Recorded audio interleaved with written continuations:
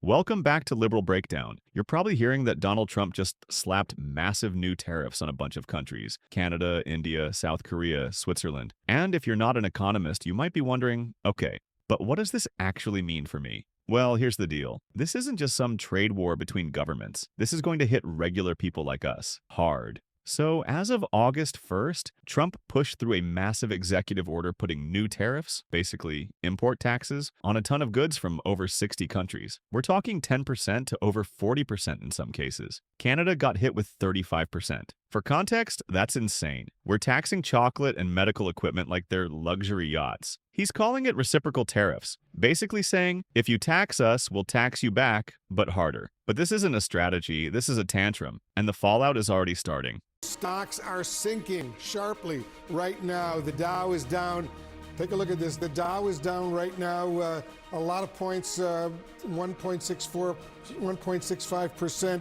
The Dow Jones is down 729 points right now. That's a big number. This morning's lackluster jobs report and President Trump's new tariff policy clearly having a major impact. The Labor Department says just 73,000 jobs were added to the U.S. economy in July, far fewer than expected, and revised figures show June with the weakest job growth in more than 4 years.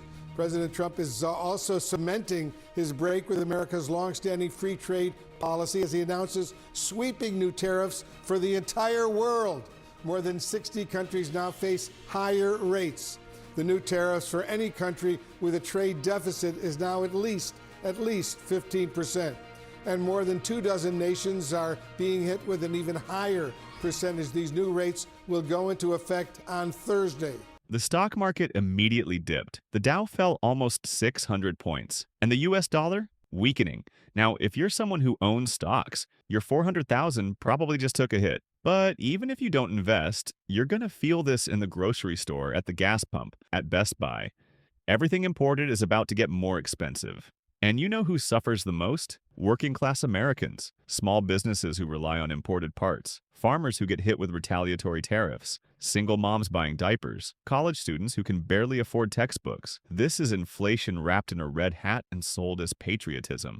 Trump wants to look tough ahead of 2026 and beyond. He's playing chicken with the global economy just to keep up the image of a strongman. But guess what? China's not blinking. Europe's pissed. Canada's already threatening counter tariffs. And American families are the ones being used as bargaining chips. If he really cared about American jobs, he'd invest in unions, green tech, infrastructure, not tax our allies, and tank consumer confidence. And get this. Right as this tariff bomb dropped, the July jobs report came in. Only 73,000 jobs added. That's horrible. And unemployment ticked up to 4.2%. So, what does Trump do? He blames the Fed and demands emergency rate cuts. It's like watching someone burn down a house and then yell at the fire department for not showing up fast enough. This is economic sabotage dressed up as strategy. And it's coming from a man who doesn't understand what working families are actually going through. Trade policy isn't about pride. It's about people. About whether your kid can afford school supplies or your neighbor keeps their job when prices spike. And right now, this administration is gambling with our futures and losing. So no, these tariffs won't make America great again. They'll make groceries more expensive, jobs more fragile, and the global economy more unstable. We deserve better than this. Thanks a lot, Mr. President. Your tariffs policy goes into effect tomorrow. Yeah. As you know, a federal appellate court today heard oral arguments about whether or not you had the authority to unilaterally impose those tariffs. I'm not going to get you to weigh in on the legal arguments, but you're weighing your decision to do that, your authority to do that, based on a 1977 law that's never been invoked before. Why didn't you invoke this Well, we've law? been winning all along, just say it. I just want to ask you, why didn't you invoke this law in your first term? You could have taken in billions upon billions of dollars in your first term, but you waited until your second Yeah, term. because in my first term, I was fighting lunatics like you who were trying to do things incorrectly and inappropriately to a president that was duly elected. And we did do certain tariffs in the first term. If you look at China, we took in hundreds of billions of dollars from China. But when COVID came, the last thing I was going to do is tell France and Italy and Spain and a couple of other countries that we're going to hit you with tariffs. We had to fight the COVID situation when that came.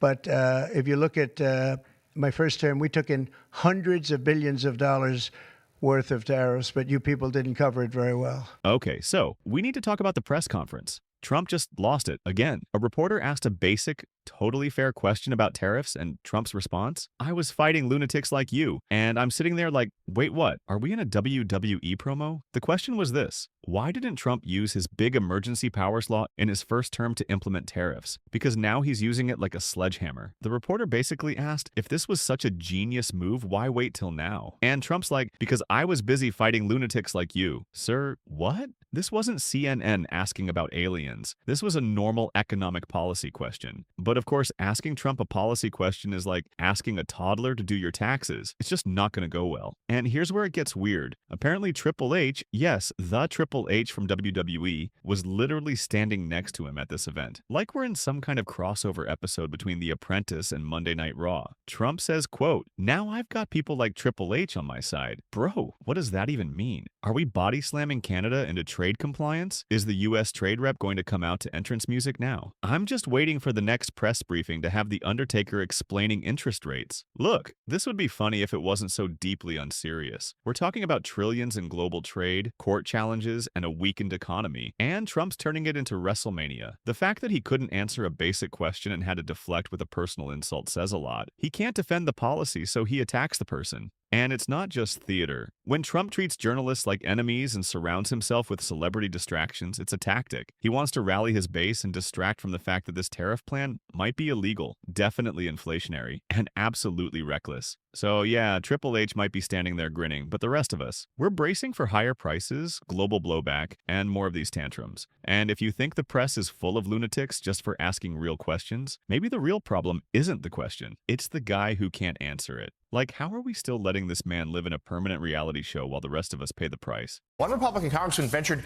beyond the Beltway and went back to his district in Wisconsin, where he was met with consistent boos and jeers during a town hall last night in his home district over his support for President Trump's policies. Congressman Bryan Steil began his town hall in the town of Elkhorn with the Pledge of Allegiance, during which the crowd emphasized the last words: and justice for all. Later, several attendees expressed their disappointment with the congressman, including one person who asked why he was not stopping ICE raids by masked agents targeting immigrants. Why are they wearing masks and why are they unidentified? What I view is the moral hazard created by the Biden administration by allowing the U.S.-Mexico border to remain unsecure. And